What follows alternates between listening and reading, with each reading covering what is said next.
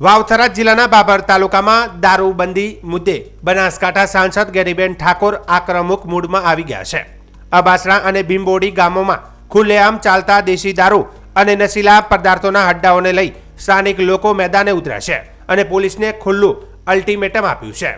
ગામના આગેવાનો સ્પષ્ટ નિર્ણય લીધો છે કે અબાસણા અને ભીમબોડી ગામોમાં દેશી દારૂ તેમજ નશીલા પદાર્થો પર સંપૂર્ણ પ્રતિબંધ અમલમાં મૂકવામાં આવશે।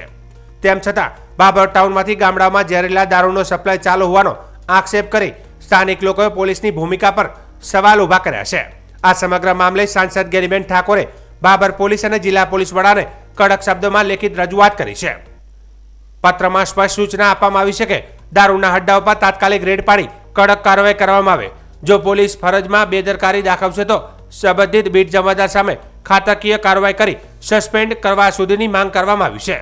સાંસદે પોતાના પત્રમાં વધુ ચેતવણી આપી છે કે જો ક્યાંય પોલીસ દ્વારા હપ્તા લઈ દારૂના હડ્ડા ચલાવવામાં મદદ થતી હશે તો તેઓ પોતે મીડિયાને સાથે રાખીને જાહેરમાં લાઈવ રેડ પાડશે। જો પોલીસ રેડ નહીં પાડે તો હું જનતા અને મીડિયા સાથે રાખીને રેડ પાડીશ તેવી સ્પષ્ટ અને કડક ચીમકી પણ આપવામાં આવી છે। બાબર ટાઉનમાંથી આસપાસના ગામોમાં ફેલાયેલા ઝેરીલા દારૂના નેટવર્કને તોડી પાડવા સ્થાનિક અધિકારીઓને કડક સૂચના આપવામાં આવી છે। સાંસદના આ કડક વલણ બાદ બાબર પોલીસ અને વહીવટીતંત્ર હરકતમાં આવ્યું હોવાનું ચર્ચાઈ રહ્યું છે। દારૂબંધીના કડક અમલ માટે સાંસદ ગેરીબેન ઠાકોરની આ કાર્યવાહી હવે સમગ્ર વાવથરા જિલ્લામાં ચર્ચાનો વિષય બની છે।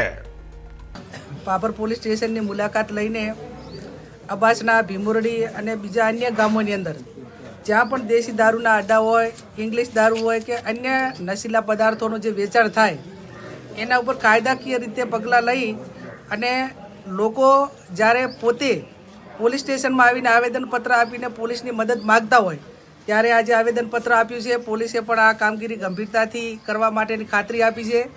મારી એસપી સાથે પણ વાત થઈ છે અને આવનાર સમયની અંદર જે 2-3 બાબતો માટેનું ધ્યાન એ અહીંના લોકલ પોલીસ સ્ટેશન બાબરનું જે દોરવાનું હતું કે જે ગામડાની અંદર સદંતર ગામ લોકોએ સાથે મળીને દારૂ બંધ કર્યું હોય ત્યાં બીજા ગામોમાંથી કે ટાઉનમાંથી કઈ રીતે સપ્લાય થઈને ત્યાં જાય છે તો એના ઉપર રોક આવે અને જે તે પોલીસનો સ્ટાફ જ્યાં જવાબદારી સોંપી છે એમના જે કાંઈ એરિયાની અંદર કે એમના તાબામાં આવતા જે બીટ હોય એ બીટમાં દારૂ પકડાય તો પોલીસને પણ સસ્પેન્ડ કરવી આ પણ અમે માગણી કરી છે। અને બીજું કે આવનાર સમયની અંદર આ બાબર સિટીની અંદર સીસીટીવી કેમેરા લાગે જેથી કરીને નાના મોટો જે ક્રાઇમ થાય એ કોઈ ફરિયાદ કરે કે ના કરે પણ સીસીટીવી કેમેરો એનો પુરાવો રહે।